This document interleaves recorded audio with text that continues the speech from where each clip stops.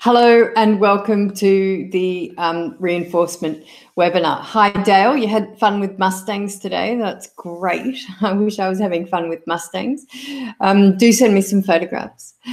Today we're talking about learning theory, basically, and we're talking about negative and positive reinforcement. And I just want to clear up, first of all, what the difference is between the two, and just talk about some examples of both negative and positive reinforcement, because people get really worried when they hear the word negative because they think it's bad. So we're going to think of negative more like sort of taking something away, and positive adding something.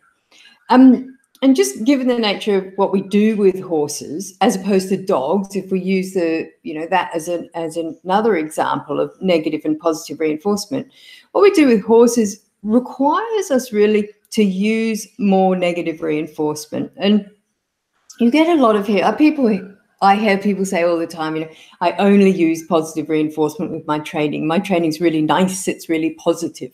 And I can understand where these people are coming from, but I'm not sure that they completely understand the difference between negative and positive reinforcement, and I'm not sure that they always know what they're doing with these two things either. So let's just talk about what they mean to start off with. Hi, Tracy. So negative reinforcement, we also call it pressure release. And what negative reinforcement does is it makes a behavior more likely to occur in the future. So that's what all reinforcement does. All reinforcement makes something more likely to occur. Hello, Susan. Oh, nice to have you here. What time is it over there in Canada? So reinforcement, it makes the behavior more likely to occur. So if we're looking at negative reinforcement, let's say we use we can do the same thing with the horse and the dog. Let's say we're going to be leading the horse or the dog. So we might put some pressure on the lead rein, and when the horse or the dog walks forward, we'll release that pressure. Okay? Same thing in both cases. In both cases, that negative reinforcement actually works really well. Works very well with horses in lots of other ways as well. So if you want the horse to go forward under saddle, you might put your legs on the horse, and as soon as the horse walks forward, you might release. Negative reinforcement would also be used with your voice. So with the horse or the dog, you might cluck at the horse to move forward, and you might I don't know, what do you do with your dog? I cluck at my dog as well. I don't know that the dog gets that, but I do make silly noises at my dog that I make with the horse as well.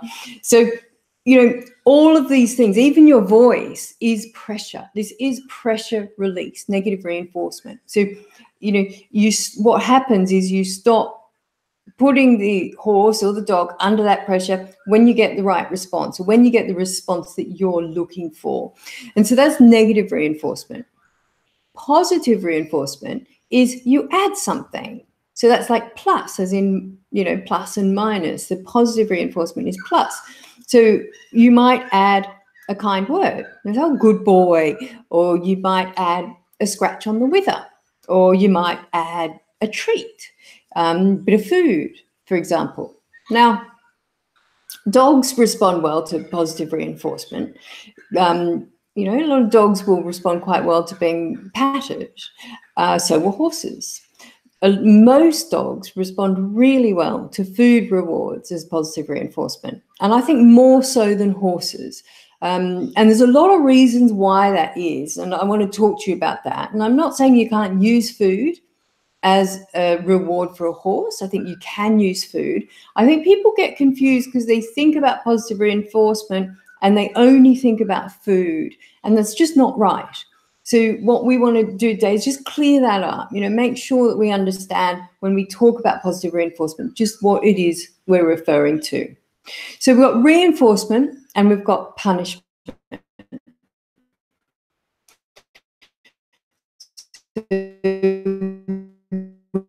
Just talk quickly about the other side of the scale. So reinforcement, positive and negative, and we've got punishment. Let's think of some positive punishment. Means we're adding something. So a smack. Punishment in general reinforcement, punishment, you want the behavior to happen less. So you want the behavior not to occur again. Whereas reinforcement, you want to encourage the behavior to occur. So punishment, we want to stop the behavior from occurring.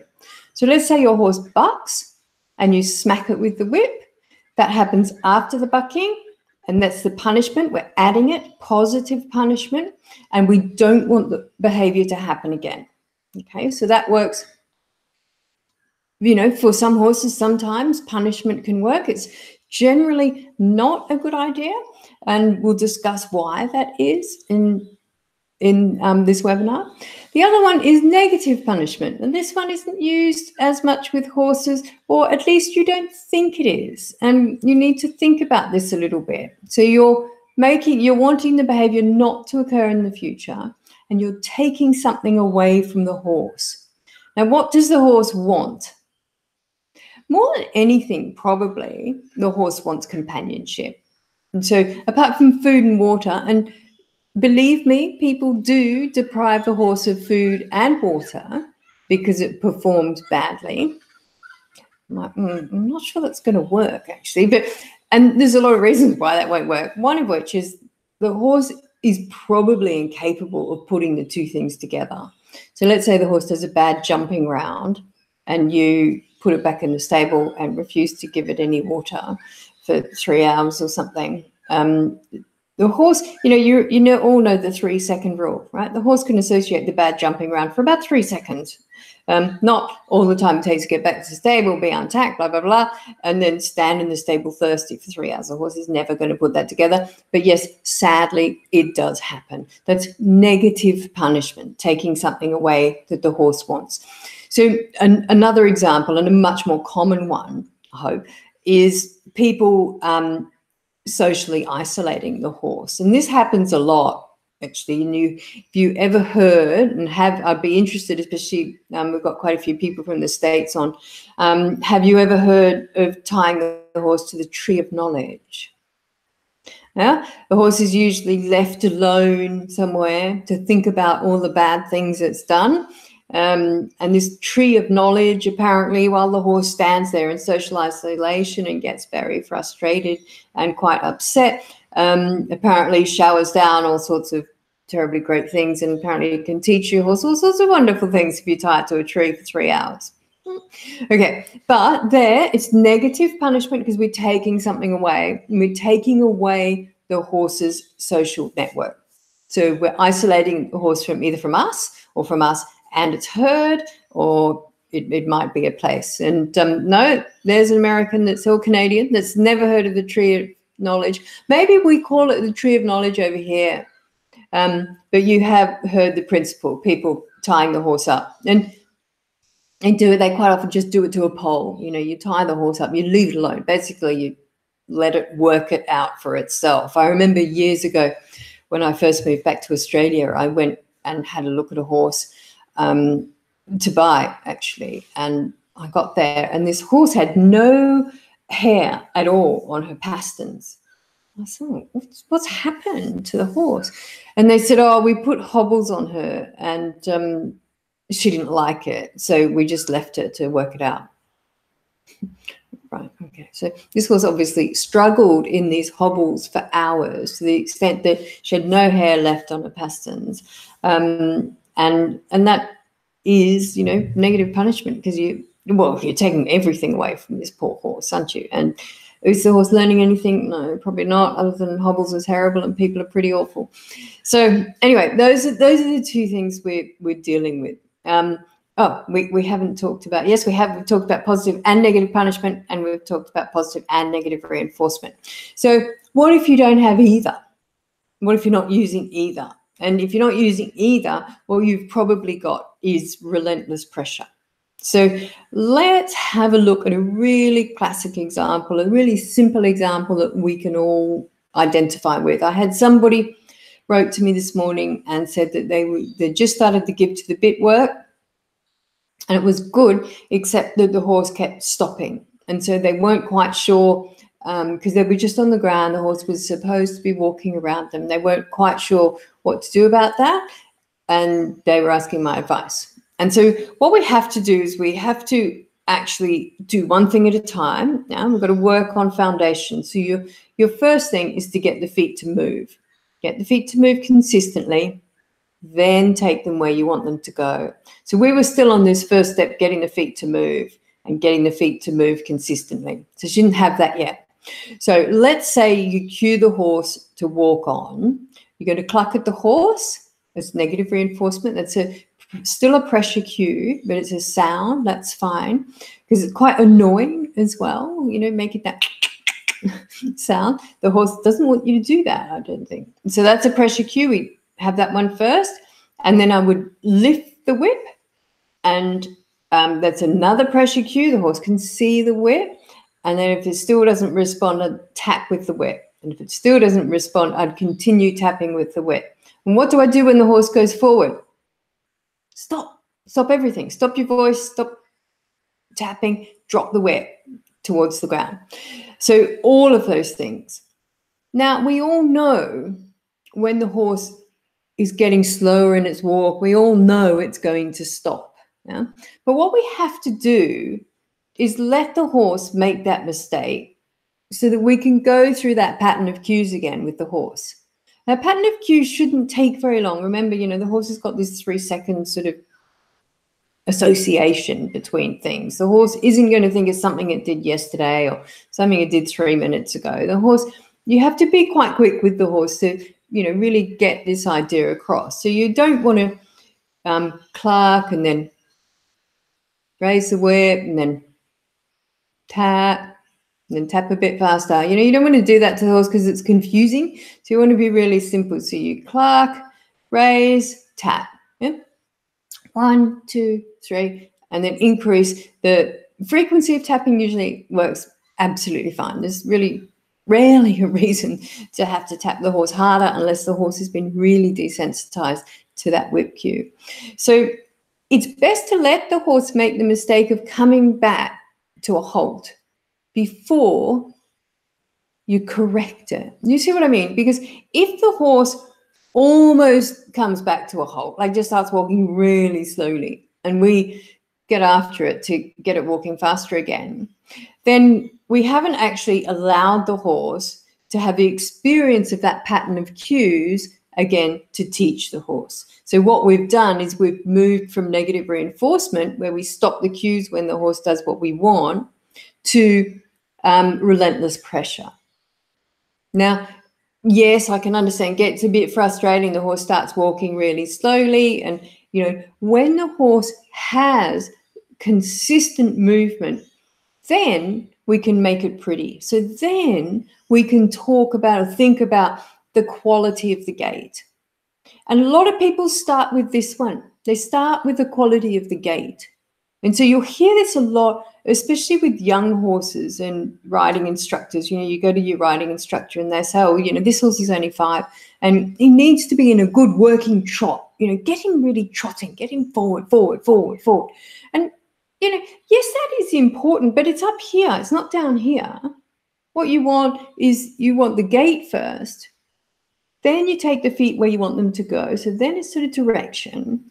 Then it's quality. Then you can make it pretty once you've got these things established. Otherwise, if you start with this, you're going to end up with relentless pressure because the horse is not going to be in self-carriage. What we're building here is the steps to self-carriage so that the horse learns, oh, when you've said trot, that means you trot with this gait quality, unless you're asked to do something else. So down here, the horse can make the mistake of coming back to walk, and then we go through that set of cues again, and the horse goes back into trot, and you stop the cues, take your legs off, all of that sort of things. The horse feels no tension, no pressure, and the horse remains in trot. The horse makes the mistake, comes back to walk. You put the cues on, the horse comes back to trot. The horse learns that pattern. It's an easy pattern. It's a simple pattern. And horses are great at learning patterns. The horse doesn't want the pressure. That's the whole point of negative reinforcement, is to remove the pressure. Let the horse make the mistake in the beginning so that it learns the pattern. So once it's learned the pattern, you ask it to trot and it trots. There we go. We're really starting on good self-carriage here. We've got self-carriage of the gait. The horse now knows when it's asked to trot, it stays in trot. Now we can make that pretty. So we can then talk about quality of the trot. So we've taught the horse to trot and to maintain trot, which is great. Let's say we want an extended trot. So we're already in trot. The horse knows that if we want to canter, we'd ask for canter. We'd cue canter. It's a different cue. It's a whole different series of cues, just like the trot was. So the horse then knows if we ask for more speed by, say, clucking, giving it the trot cue, the horse will think, well, okay, I'm already trotting. So the only answer would be more trot. So the horse will give you more trot then. Then you can start changing the length stride and changing the speed of the trot and tempo and all that sort of thing. So that's really useful. But you've got to remember that there's a big difference between negative reinforcement and relentless pressure. There's a relentless pressure, which is what you get sucked into if you correct that horse before it makes the mistake. So back to the girl this morning who was doing walk, give to the bit, and the horse kept stopping. If she can see that it's going to stop and she corrects it before it stops, she's not giving that horse the opportunity to learn, which is unfair to expect the horse to do anything other than really desensitize to that go forward cue. And then what's going to happen with that horse is going to become one of those horses that you need to ride every stride, push, push, push, because that's what it's been taught. What it's been taught is that it gets a bit slower. She needs to come in and tap it with the whip or cluck at it or do whatever it is. So she's teaching the opposite of self-carriage. She's teaching the horse to be carried by the rider. And that's a result of reacting, the handler reacting too fast. So not letting the horse make that mistake, not giving the horse the opportunity to learn from that mistake that it made, which was falling out of walk and stopping. So I think that is really important. And what happens is you become really aware of the cues you're applying when you remember what sort of reinforcement you're using. So let's have a look then. Let's have another look at punishment. Because, if you ask anybody, do you use punishment in your horse training? Pretty much all of them will say no. This is an awful word, isn't it? It's a terrible word. And we know that punishment actually doesn't work very well with horses. So it's good, that you don't, but do you really not use it? Okay. So, and we need to think about what's the difference between punishment and correction. Okay. So let's have an example. So I'm just going to have a quick look at a message here. Yeah, sorry, Susan, I'm positive punishment. Susan's asked her, isn't that positive punishment? Hobbles, isn't that positive punishment? Well, yeah, it depends. The situation I was talking about, the horse was left on its own, so that's negative punishment. And yeah, I was talking about the social isolation more than anything else. But yes, probably generally the hobbles are positive punishment. So anyway, where was I? I shouldn't read the things while I'm trying to talk to you. What we're talking about, some help here. I've completely lost my thing. That's right. We were talking about the difference between punishment and correction. And so if you ask somebody, most riders, and say, do you use punishment in your horse training? They'll say, no way, don't use that. So do you ever correct your horse? I say, yeah, correct it, yeah. Okay, so let's have a look and let's define correction. Well, correction is something that we do after the behavior has happened in the hope that the behavior will not reoccur. So correction makes the behavior less likely to occur in the future. So let's say, as an example, we've asked the horse to stand. Let's say we're leading the horse, we've asked it to halt, and the horse steps forward. We could tap the horse on the cannon bone with the whip and step back. There we go, and that's step back. Okay. So that is, unless we've set out to teach step back, yeah, what we've actually set out to teach was halt. Yeah. So by tapping the horse on the cannon bone, we're using positive punishment to stop that behavior of the horse stepping forward to happen again, or to make that behavior less likely to happen again. So it is a sort of positive punishment. If we could use exactly the same technique of tapping the horse as a form of negative reinforcement to teach the horse to back up, that would also work. And I'll look at some videos in a minute doing exactly that. The thing is that it's the definition and the timing of it that tells you what it is. And the problem with saying that it's okay to correct your horse, but it's not okay to punish your horse, is that the difference between correction and punishment is only in the handler's mind. So what for me might be a correction, for you might be a punishment. And same thing, what for you might be a correction, for me might be a punishment. For you, giving the horse a good old wallop across the cannon bone might be fine as a correction. The horse knows what it should have done, did that wrong, bang. For me, I must say, oh gosh, that's really rough. So I think what's important is that we realize what we're doing when we do it. Like, we realize, am I trying to make that behavior more likely to occur in the future or less likely? Punishment is very reactive. So we're trying to stop something that's already happened from happening again. And so it's easy to know when you're punishing the horse. And think about it in terms of dogs as well. Like, honestly, if you smacked a dog across the face, the way a lot of people do with a horse goes to bite you or something, you give it a good wallop on the face. I was just looking at my YouTube channel. Actually, I've got a video in there about a horse biting. It's quite a violent film of horse biting me. Actually, I've still got the mark on my arm. And I've had a couple of comments that I haven't bothered replying to yet. One of them says it's a dominance problem, and the other one said I'll just whack it in the face. So anyway, that is quite a common reaction. A horse bites you and you punch it in the face. If you did that to a dog in public, you'd be prosecuted. And do it to a horse, no, it's fine. It's the same. It's the same thing. We are so far behind with horse welfare compared to dog welfare. You look at the horses with these really tight nosebands on, they can't even swallow. And whereas if you did that to your dog, you'd be prosecuted. And, you go out and you go to the Olympics and do that with your horse, no problem.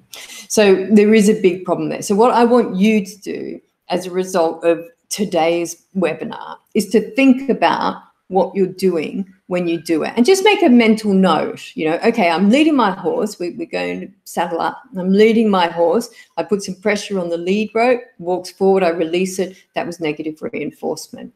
I, tied him up and praised him for standing still. That was positive reinforcement. I popped the saddle on his back, and he turned his head around and looked at me like this, and I thought he might bite, and I said, oh, get off. That was positive punishment. Okay, be aware of what it is that you're doing and try and fit it into one of those 4 quadrants. If you can't fit it into one of those 4 quadrants, I think what you'll find is you've got relentless pressure. So if any pressure you have, or anything that you're adding to the horse or taking away from the horse, will fit into one of those 4 quadrants, or you'll be talking about relentless pressure.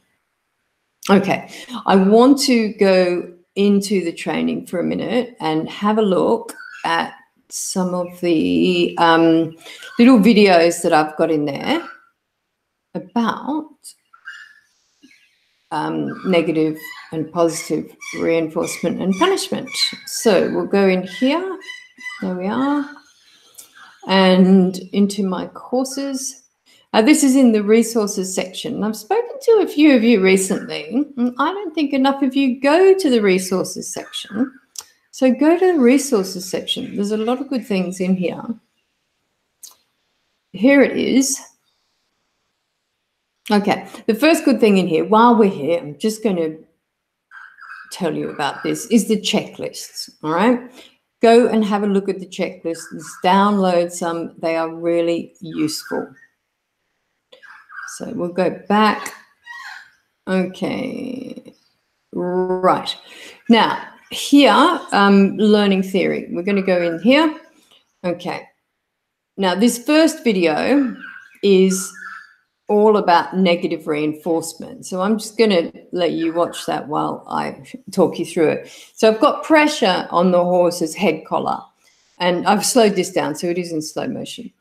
And I'm holding that really, well, gently, but consistently. I'm not jerking on it or anything. And as soon as the horse lowers its head, I release it. There's negative reinforcement. You put a pressure on the horse and you release it as soon as the horse responds in the way you want. And at this time, he didn't pick his head up so high. And you can just keep working things like this little exercise you can do until you put a cue on that. So if I put something before then, like, you know, scratched his ear or did something, a pre-cue, then quite quickly this horse would learn when his ear was scratched, he should put his head on the ground. And the horse will learn whatever pattern you're setting up. So just be really careful that you're setting up a good pattern, because the first cue will become the cue that the horse always responds to. So there's negative reinforcement, pressure, release. Negative punishment, and here we're going to go with the horse tied to the tree of knowledge or not. And here he is, he's tied up. You can see all of his friends are in the distance. They're all having breakfast or something. And I've tied him up here. And still I'm standing behind him, so I'm even going to take myself away from him. So he's left in complete social isolation. And that's probably one of the worst things that you can do for your horse. They really don't like that at all. And nor do we. I mean, it's quite understandable. So he's starting to get agitated. That's something I really never want him to do, is he's pulling a little bit on the lead there. You know, he's walked backwards a couple of steps, and you'll see in a sec when I start to leave too, he gets increasingly agitated. So, you know, it's a mistake to think the horse is ever going to teach itself anything you want it to know on its own. You know, and so if you do tie your horse to a pole and leave it there for a while on its own, then don't expect it to have learned anything useful to you, because it's most unlikely this is the sort of thing it will have learned, to paw and to kick and to pull back. So positive reinforcement. Now, as I said, this doesn't always have to be in the form of food, and I don't use food much here. This is positive reinforcement in the form of a scratch, and I'm telling him he's good. So we've got two forms of positive reinforcement. We've got a kind word, a soft word, and a nice scratch on the wither as well. And both those things work really well for positive reinforcement. Now here, you can see I'm using negative reinforcement, and keep tapping until that left foot moves left, and then I bring in the positive reinforcement. And it's very rare that our training would ever be one or the other. Training is pretty much always a mixture of the two. So positive punishment is our last one. And here, I want to stop the horse from pawing like that. And so the pawing behavior happens, and then I tap to stop it. So I want that behavior to be less likely to occur in the future. And look at that, he's stopped doing it. No, he hasn't. See, punishment doesn't work. So yeah, that is a really useful. Obviously, I've just taken the sound off there for you, so we talk through them. But do go and have a look at those. And then I talk about the timing in this final one and how you can use the same cue whether you're teaching via negative reinforcement or positive punishment. And here I'm teaching the horse to back up using that tapping on the cannon bone cue, which is the same cue as I used, or the same form of punishment as I used when I was getting the horse to stop pawing. And so, let's sort of think about an example of how we would, use both positive and negative reinforcement. Having discussed already the fact that punishment doesn't work well with horses, then what I want to talk about now is how you can get away from that and how you can use positive and negative reinforcement together, and why it's not a bad thing, and it's very rare that somebody really can use only positive reinforcement, although you hear it all the time. And so people that tell me, oh, look, I only use positive reinforcement, my first answer is always, oh, that's interesting. Do you lead your horse? They go, yeah. Do you ride your horse? Oh, yeah, of course, yeah. Well, you can't actually put a head collar on the horse and lead the horse. You certainly can't ride the horse without using negative reinforcement. So the simple fact is they're not understanding what form of reinforcement they're using. That's all. And I did an experiment a couple of years ago with 100 horses, and it was very interesting because we were only looking at negative reinforcement, and we taught the horses to back up through a corridor using just rein tension. Okay, that was the only thing. So the handler who did this, she had to pick up tension on one rein and get the horse to back. So every time the horse took a step back, she released it, and then she'd pick it up again till the horse backed, and then she'd release it. Now, these horses got 8 trials, so 4 on each rein.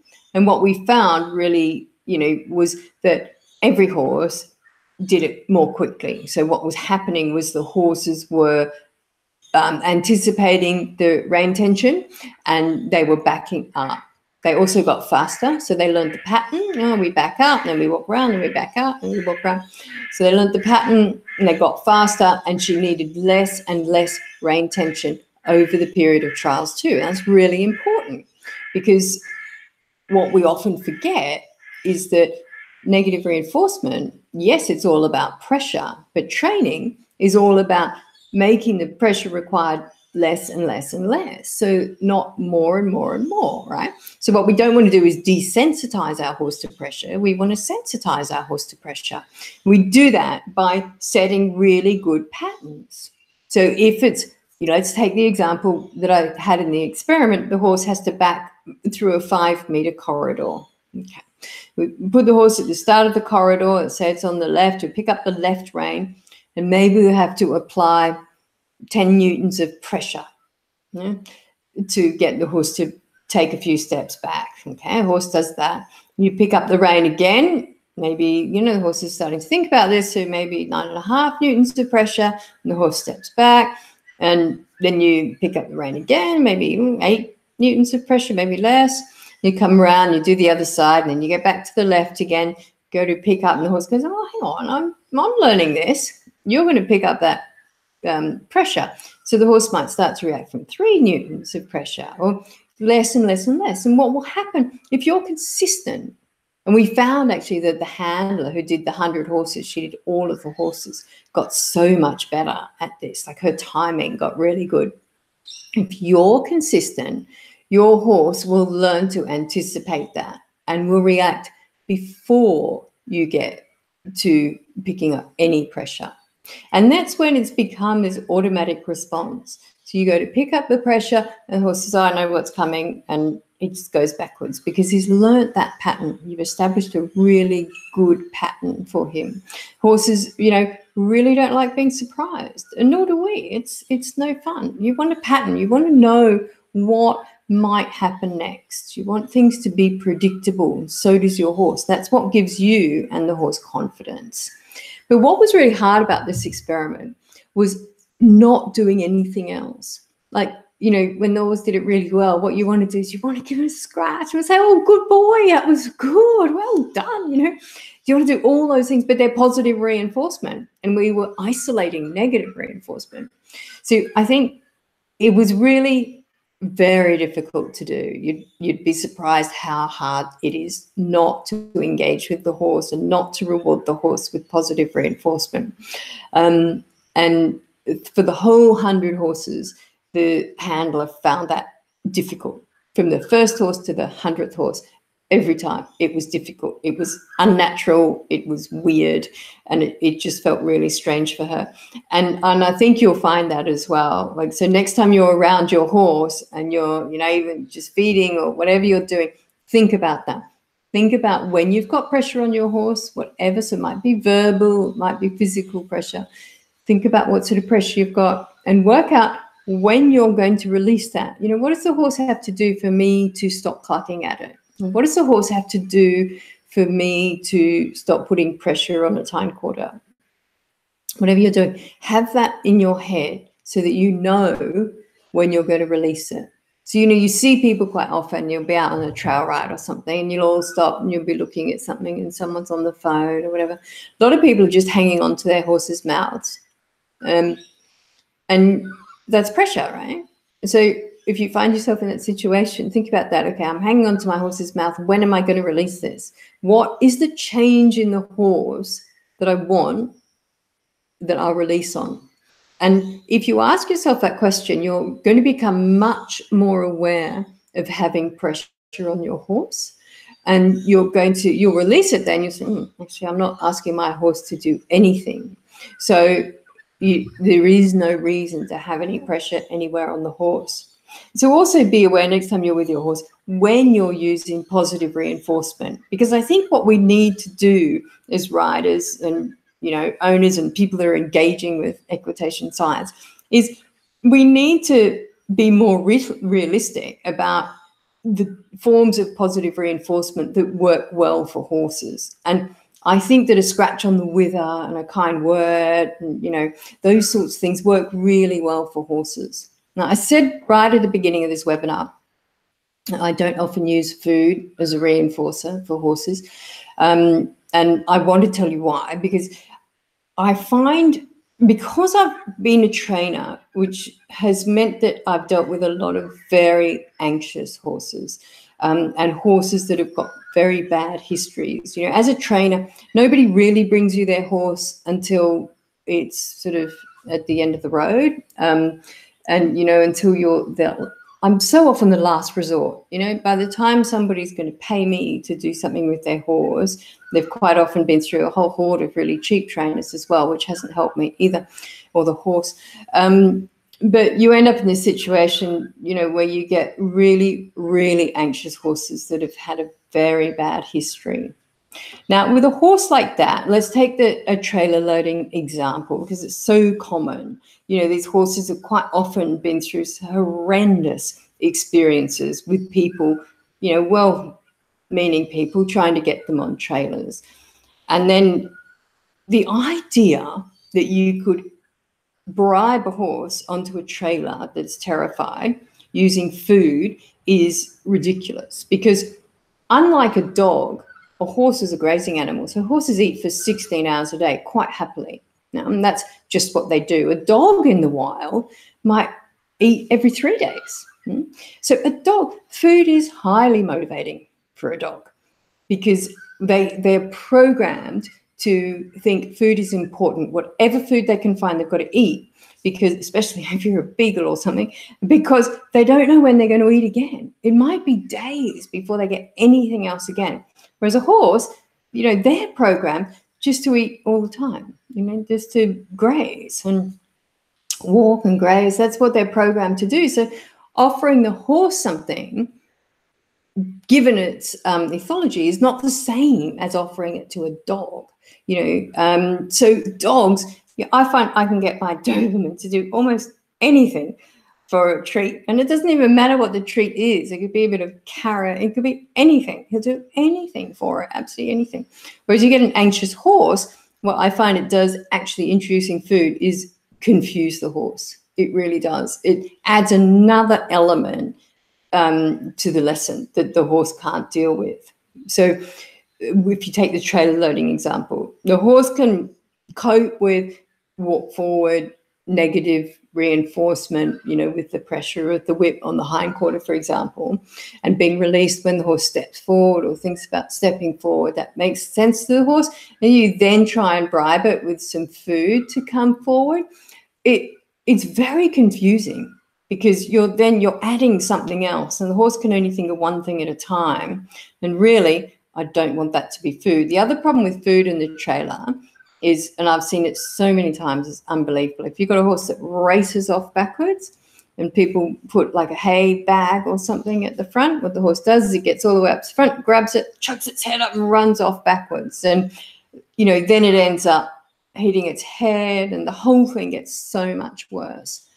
The other problem with food rewards is that it's very hard to raise the emotional level with a food reward.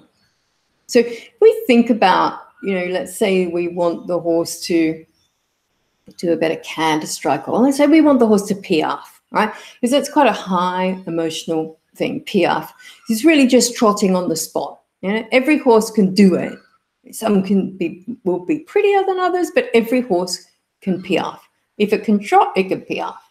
But it's quite a high emotional requirement. It takes quite a lot of energy to piaffe. So you also see piaffe with a lot of liberty people. They've taught their horse to piaffe and they give it a bit of carrot afterwards. You go, oh God, that's so cool, But did the horse learn to piaffe with a bit of carrot? No, the horse didn't learn to piaffe with a bit of carrot, because you could stand in front of the horse for 6 weeks with your bit of carrot. It is never going to piaffe. Yeah? This is not motivating for the horse to raise its emotional level at all. So what happened is that was introduced as a secondary reinforcer, and they used negative reinforcement to get that behavior going. You can use the food to shape it later, and that's jolly useful, really useful. But to teach the basic behavior where you need to raise the emotional level to get the horse to engage with you, it's not going to work there. So food, I always find, is much better, if you must use it, bring it in as a shaping device rather than trying to get the horse to learn a behavior like piaffe that requires more emotion. Food might be great, to teach a horse to stand on a platform if you've got a horse that's highly motivated by food. Not all of them are, and especially not anxious horses. Then, go ahead and try it. But don't be fooled by people using food that, later at the end of the training cycle. Don't be fooled into thinking that that's all they use to teach it. Because, piaffe is an easy thing to teach. You teach the horse to trot down the long side, and then you shorten the steps up and you slow it down, and that's all it is. But it's all negative reinforcement. For me, you get the horse to trot, and then you stop cueing it to trot. You've got to release the pressure. And you can't actually get the horse excited about a piece of carrot and have it trotting on the spot when it just doesn't work. And what I find about that too, the trainers that won't tell you that, is that, they're keeping these little secrets from you and pretending that they did it a way they didn't do it. It doesn't matter. I've taught a lot of horses to piaffe, but I can tell you exactly how I did it. Might be fun. We should probably do that. It's a nice, simple lesson. Any horse can do it. I taught my Polo pony to piaffe in Colorado with John and Josh Lyons, actually. She was so cute, really beautiful. So, yeah, look, it's one of those things that I want you to start sort of really thinking about the differences in reinforcement, because once you do, and punishment, because once you do, you really start to drill down on how your horse learns. And once you have a good understanding of that, you become a much better trainer and handler and rider, all of those things, because they're basically all the same, aren't they? We're always training the horse. Whenever we spend time with the horse, we're training the horse. And we owe it to the horse not only to train it, but also to be aware of what we're doing, to be mindful, to be a mindful trainer. Be aware of what you're doing with the horse and why you're doing it. Ask yourself those questions, before you touch the horse, before you ride the horse. Think about what you're going to do, have a plan, and be mindful while you're doing it. And I would be really interested to hear what you come up with over the next week about the different sorts of reinforcement you use, whether you use correction, what things you've realized that you're doing that perhaps you didn't realize before. What have you become more aware of, and what things you've changed? So come back to this page and leave me some comments. That would be really good. I'd really like to hear. Anyway, that's all I have for today. I will see you on Facebook Live this week if you're here. Otherwise, I will see you next week on the webinar. Thanks for coming. Bye.